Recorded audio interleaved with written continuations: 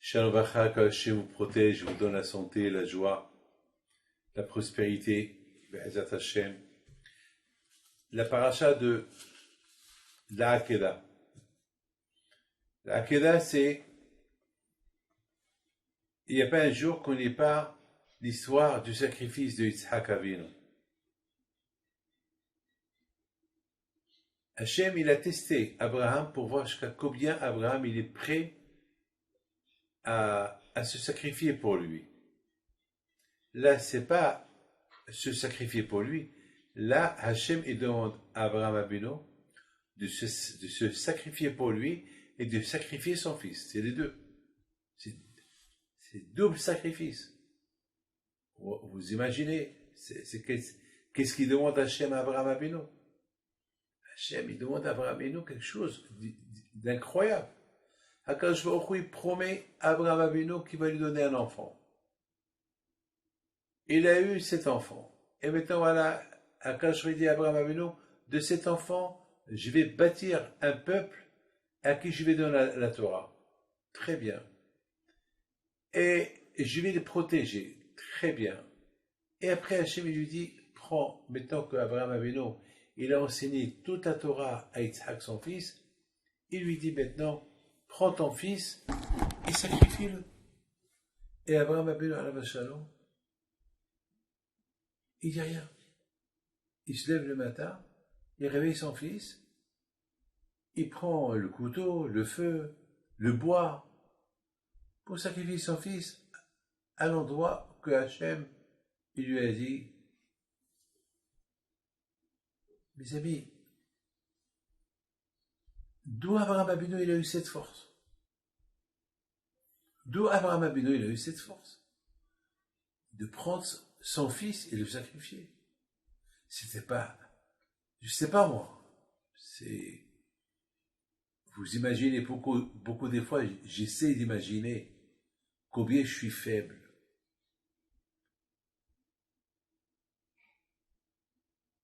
Je suis limité. J'imagine que mon père un jour il me dit, David, Hachem m'a dit que je te sacrifie. Je vais être étonné. Je vais voir mon père, est-ce qu'il est normal? Bien sûr que je vais me défendre. Et si mon père me prend 2 fois, je vais me défendre. Je sais pas.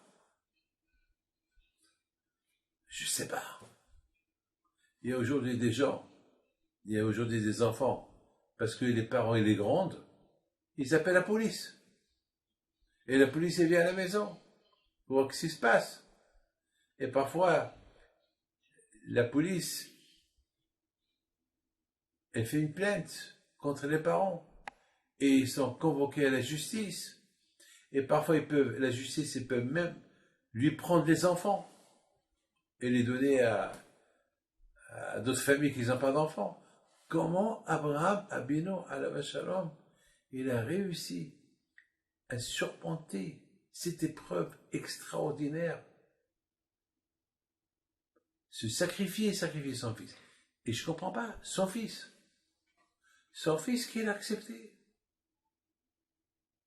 Moi, je n'arrive pas à la cheville des deux. C'est dur. Une fois, j'ai vu quelqu'un un Shabbat, j'ai senti qu'il fume le Shabbat. J'ai senti la cigarette, parce que moi aussi, une fois, avant que je suis tombé, enfin, il y a une quinzaine d'années, j'ai fumé un paquet par jour.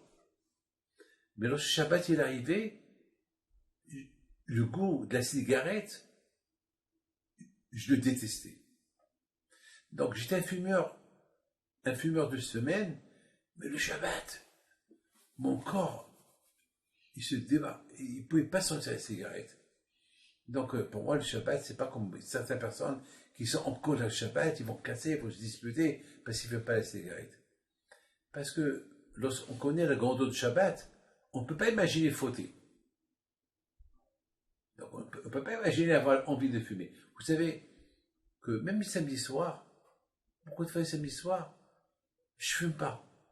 Parce que le fait que je n'ai pas fumé tout le Shabbat, alors même le samedi soir, je ne fume pas.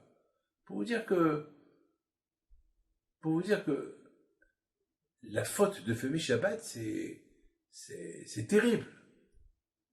Alors, ce monsieur-là, je l'ai vu, je sentais la cigarette en lui. Je lui dis, tu respectes Shabbat? Tout de suite, il a compris, peut-être j'ai senti, il ne s'est pas assez lavé avec le savon pour enlever complètement l'odeur de ses mains et de son visage. Il a rougi. J'ai dit, mon fils, c'est péché. Il m'a dit, Rabbi David, vous avez compris alors. Mais c'est dur. C'est une épreuve. Je lui dis, c'est mieux qu'Abraham Avinu.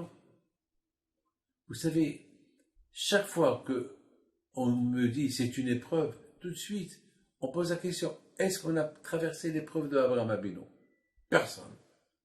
Alors c'est Abraham Avinu, il a passé toutes ces épreuves-là. Il les a surmontées. Alors toutes les épreuves à côté, c'est rien par rapport à l'épreuve d'Abraham Avinu. Ah, mes amis, la question elle est grande. Comment Abraham Avinu il a eu cette force-là de prendre son fils et de le sacrifier? Mes amis, il faut savoir une chose. La deuxième question, c'est aussi Yitzhak Avinu. Comment Yitzhak Avinu, lui aussi, il a surmonté cette épreuve. Dès que le sacrifice d'Hachem, il a accepté.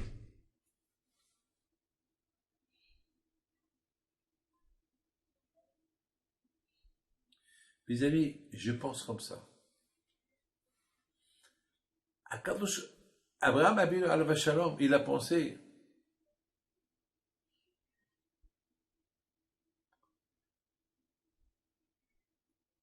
que Hakadosh Baruch Hu, il m'a demandé quelque chose que c'est dur à faire. Mais lorsqu'on aime Hakadosh Baruch Hu, rien n'est dur. Lorsqu'on aime Hachem, rien n'est dur. J'aime, mes amis, j'aime réfléchir bien. Abraham Avinu, il reçoit l'ordre de sacrifier son fils. Abraham Avinu alav shalom, il ne lui dit rien à sa femme, il ne lui dit rien à personne. Il prépare tout ce qu'il a besoin pour le sacrifice. Il réveille Yitzhak, son fils, tout le matin, et lui dit, viens avec moi. Yitzhak Avinu, il ne pose pas de questions. C'est son père. C'est cette éducation que Yitzhak il a eu de son père. Tout ce que Kabed et Avicha avec tes mères. Respecte ton père et ta mère. Ton père t'a dit, lève-toi, viens. À un moment donné, Yitzhak Avinu, il dit à son père, papa, si je ne me trompe pas, tu vas aller pour faire un sacrifice, ou pas? Il dit oui. Alors papa, je ne comprends pas. Je vois le couteau, je vois le feu, parce que le feu c'est pour brûler le sacrifice, et je vois le bois, mais je ne vois pas l'animal. Je lui ai dit, ici, Hachem, il veut pas un sacrifice d'un animal, il veut un sacrifice d'un être humain. Et cet être humain, c'est toi. Et Yitzhak, il regarde son père, il fait un sourire. Il continue. C'est-à-dire, je suis d'accord. Mes amis, Abraham Avinu, il voit que son fils, il ne se pose pas de questions. Son fils aurait pu dire à son père, papa, mais toute ta vie, tu as combattu ceux qui font l'idolâtrie. Toute ta vie, tu as combattu ceux qui sacrifiaient leurs enfants pour l'idolâtrie. Et maintenant, toi, tu vas me sacrifier, même si Hachem te l'a dit. Mais qu'est-ce qu'ils vont dire les gens? Yitzhak, il n'a pas posé de question. Mes amis, en général, Yitzhak, il devait se sauver. Mais ouais, Yitzhak, il ne se sauve pas. Il reste. Il est conscient. Il est content. Alors, Abraham Avinu, ça lui donnait un grand hizouk. Ça lui donnait beaucoup de force à Abraham Avinu. Donc, ça veut dire qu'Abraham Avinu, il a reçu ses forces de son fils Yitzhak. Comment? Moi, le père, je suis vieux. J'ai 134 ans. J'ai passé les 3/4 de ma vie, je les ai passés. J'ai un enfant, il s'appelle Ishmaël, même si maintenant je vais sacrifier Yitzhak et Ishmaël il reste. Mais Yitzhak, il a 34 ans, il accepte d'être le sacrifice d'Hachem, c'est qu'il il m'a dépassé.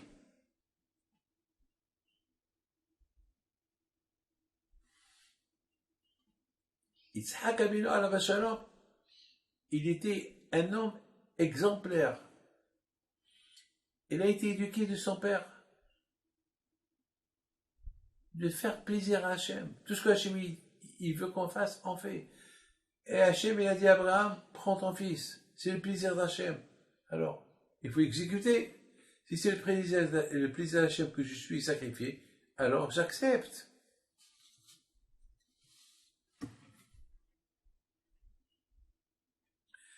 Abraham Abinu, peut-être, il aurait eu une grande épreuve dans ce sacrifice-là. S'il n'a pas vu comment Yitzhak, il était cool, comment il était content d'être le sacrifice. Ça lui donne des forces pour surmonter cette épreuve de sacrifier Yitzhak. Vous savez, Rabotai, Abraham Abinu, il dit, c'est maintenant Yitzhak, mon fils, il est heureux, il est content d'être sacrifié pour Hachem. Comment moi je vais faire, comment moi je vais avoir pas des doutes, comment moi je vais être encore plus heureux et content d'accomplir la volonté de HaKadosh Baruch Hu. Abraham Abinu alav shalom, il est témoin Hachem à 100%. Mais vous savez, Rabotai, dans la vie, on a besoin toujours de se renforcer.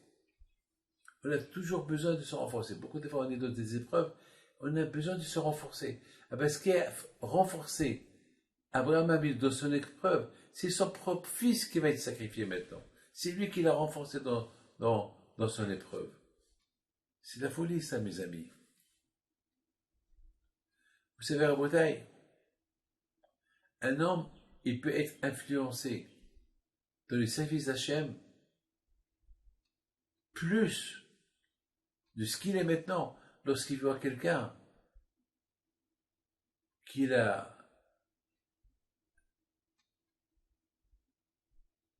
lui aussi surmonte les épreuves. Chacun renforce l'autre.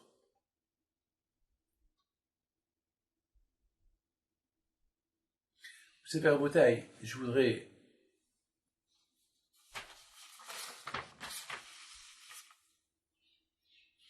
vous raconter une petite histoire. Je pense que je l'ai déjà racontée, mais je la raconte encore une fois. Cette semaine, c'est l'Eilula de Rabbi Haim Pinto. Ce qui m'a beaucoup renforcé cette semaine, c'est une personne qui était gravement malade, très très très malade. Et les médecins, ils n'ont pas donné grand-chose.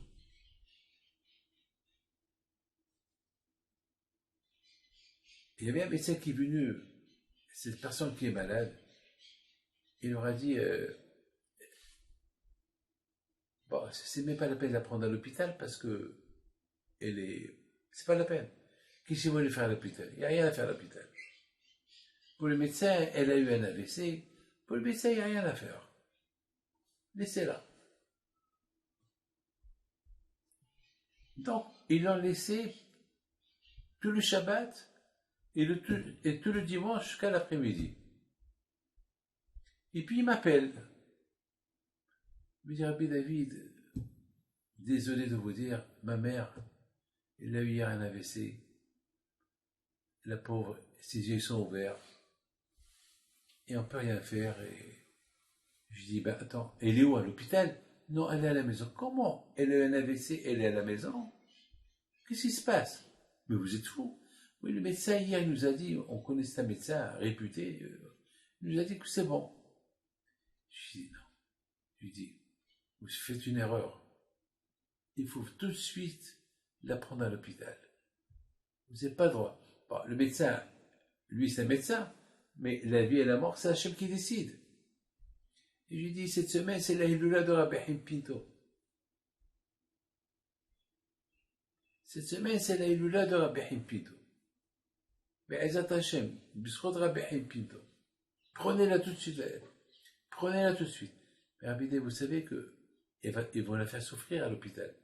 Et ils vont lui faire comment ça s'appelle, et des tests, et bon, et d'une radio à l'autre, et la pauvre, écoute, tant qu'il y a la vie, il y a l'espoir.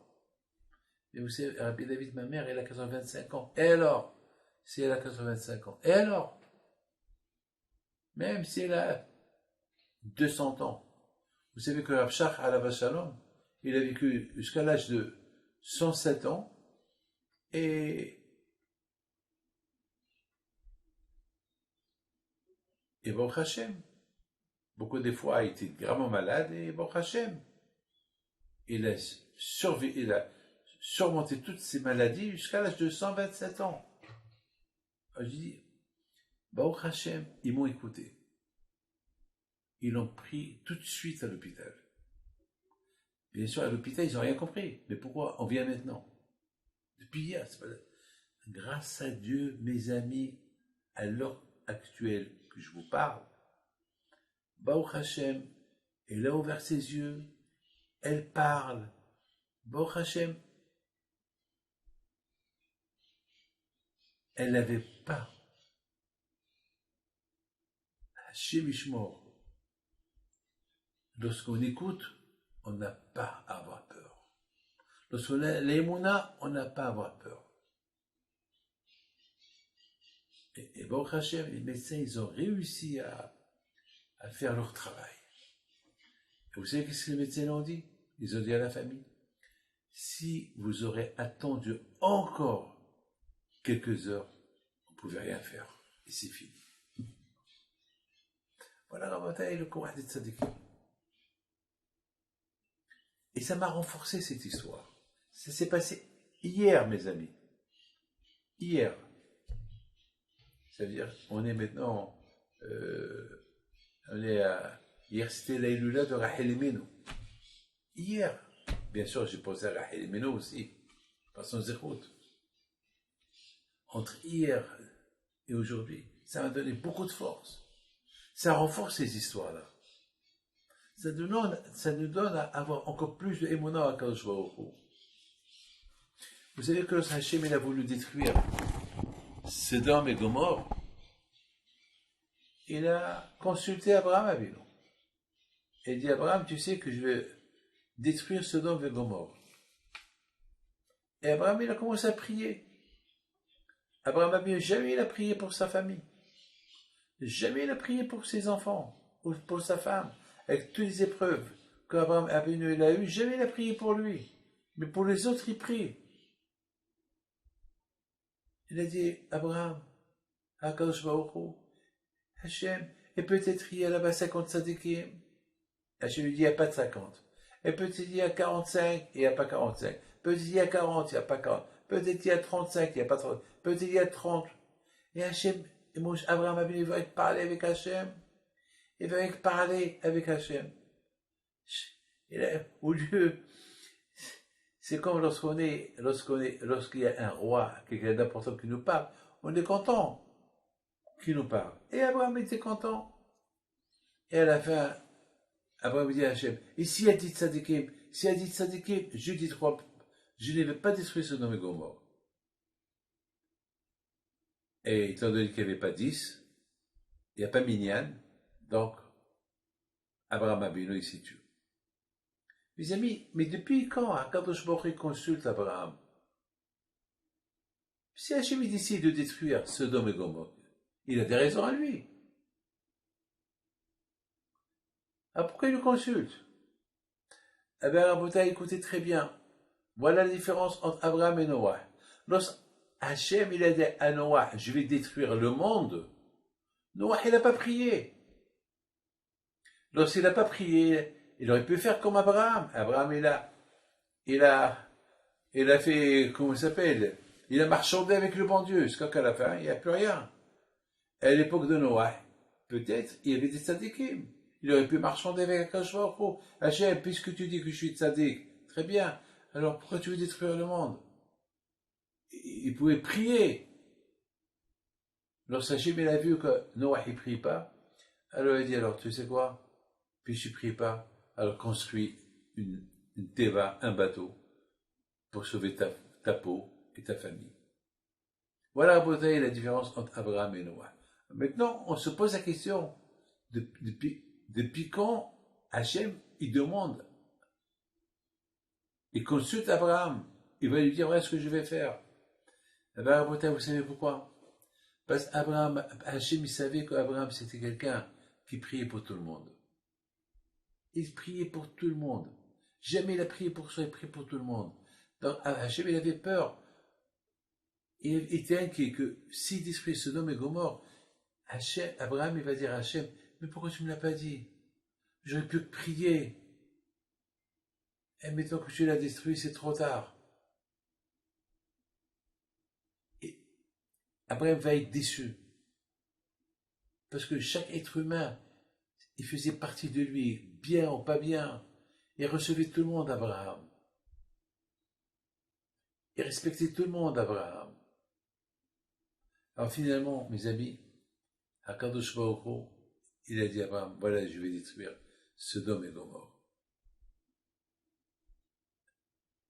Mes amis, vous voyez ce que je suis en train de vous dire, c'est combien Abraham Avinu alav shalom, il était prêt à sacrifier. C'était quelqu'un qui était prêt à sacrifier son fils, accepter tout, mais il ne pouvait pas accepter un autre qui souffre. Abraham, pour lui, il dit, si Hachem veut me punir, c'est la volonté d'Hachem. Mais pour les autres, je vais essayer d'annuler. Je vais essayer d'annuler la Gézera. Les amis, je voudrais que vous sachiez une chose.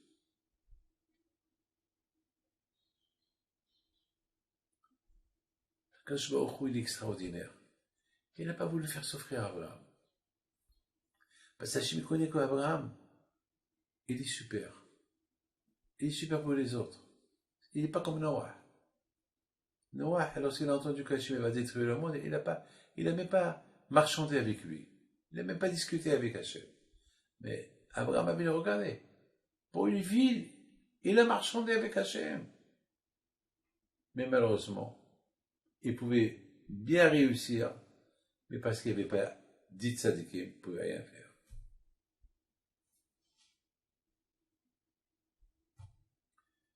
Mes amis, je voudrais vous raconter une belle histoire, puisque cette semaine, c'est la Iloula de Rabbi Himpi et de Rav Shach. Alors, je vous ai raconté tout à l'heure une histoire de Rabbi Himpinto avec cette femme qui était dans le coma hier, et Baruch Hashem que j'ai été contre l'avis du docteur, et j'ai dit à ses enfants, à sa famille, prenez-la, n'écoutez pas le docteur, prenez-la, et Dieu est grand, vous allez voir, il y aura des miracles, et il y a eu le miracle, Baruch Hashem. Alors, il y a ça, c'est le côté miracle. Maintenant, bien, on va parler côté qualité. J'ai vu sur Rav Shach alav shalom, très belle histoire. Une fois, Rav Shach, il est parti chez son maître, le Grise alav shalom. Ils étaient en train de discuter Torah. Et Rav Shach, il dit au Grise, à son maître, il pose des questions, et le Grise, il lui répond. Et à un moment donné, le Grise, il dit à sa fille, il lui a apporté un verre de thé. Elle va, il lui apporte un verre de thé. Après, il lui dit, ma fille, apporte-moi du sucre. Elle va, elle lui apporte du sucre. Après, il lui dit, ma fille, ça ne te dérange pas, apporte-moi une cuillère pour remuer le sucre avec le thé. Elle va, il lui apporte la cuillère. Alors, Rav Shach alav shalom, il dit à son Rabbi, je ne comprends pas. Pourquoi depuis le départ tu ne l'as pas dit, apporte-moi un thé avec un sucre et une cuillère. Pourquoi d'abord tu fais des allers-retours? Il lui dit, mon fils, je voulais que ma fille, elle reçoive beaucoup de mitzvot. Si je lui aurais dit apporte-moi un thé, sucre et cuillère, elle va faire ce mitzvah. C'est un seul aller-retour. Mais moi, je voulais qu'elle fasse 3 allers-retours. Et pour ces 3 allers-retours, elle a une grande récompense. Vous imaginez, mes amis, toutes les secondes que Hachem il a testé Abraham, c'est des secondes qui n'ont pas de prix. C'est des secondes qui n'ont pas de prix. C'est des secondes qui n'ont pas de prix. Toutes les secondes que Yitzhak Abinu a eues pendant ces moments-là du sacrifice, ils n'ont pas de prix. La preuve, depuis des milliers d'années, Hachem il nous pardonne toutes les fautes qu'on fait toute l'année, grâce à ce sacrifice-là. Grâce à ce sacrifice-là. Abraham Abinu aurait pu prier à Hachem. Hachem, je t'en prie. Comme que Abraham Abinu, il a prié pour ne pas que Hachem détruise Sodome et Gomorrhe, il aurait pu prier pour ne pas qu'il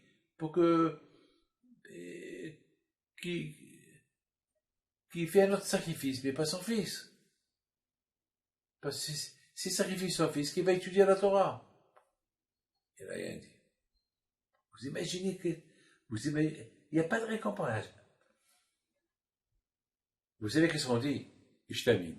On dit que dans ce monde-là, il n'y a pas de récompense. Dans ce monde-là, tu fais une mitzvah, il n'y a pas de récompense. Parce qu'il n'y a pas de prix à la récompense. La récompense, il te la donne plus tard. Moi, j'ai une question. Alors, pourquoi Kacherai a donné une récompense à Abraham? Parce qu'il lui a dit de sacrifier son fils. Et lorsqu'il a surmonté le sacrifice, Kacherai il a donné un récompense que Hachem il pardonne à ses enfants. Et plein de récompenses qu'il a donné à Abraham. Mais on a dit que celui qui fait une mitzvah, il n'y a pas de sacrifice. C'est quoi la réponse? Hachem, lorsqu'il voit quelqu'un qui fait une mitzvah, Hachem ne lui donne pas de récompense dans ce monde-là. Pourquoi? Parce qu'il n'y a pas de valeur à cette mitzvah. Mais Abraham Abinu alav shalom, il a fait, non seulement qu'il a fait la mitzvah, mais il a fait l'effort de cette mitzvah. Et l'effort qu'il a fait dans cette mitzvah, Akash il a payé dans ce monde-là. Parce que tu fais une mitzvah, Hachem ne te paye pas. Mais alors tu fais une mitzvah et un plus l'effort. Et Abraham, il a fait un grand effort. Yitzhak Abinu, aussi il a fait un grand effort. Pour cet effort-là, Hachem il donne la récompense. Parce que ce n'est pas inclus. L'effort que tu fais, ce n'est pas inclus avec la mitzvah. La mitzvah seule et l'effort. Lorsque Rabbi Pido il ramassait de l'argent chez les gens et les donnait aux pauvres, il a fait une mitzvah. Mais pour l'effort, il était vieux, pour l'effort qu'il faisait, qu'il allait ramasser alors que lui était vieux, la tzedaka pour la donner, pour l'effort, ça, Hachem il le paie dans ce monde-là. Que Hachem vous protège, vous donne longue vie, et que le Zechut Rabbi Pido soit avec vous. Amen.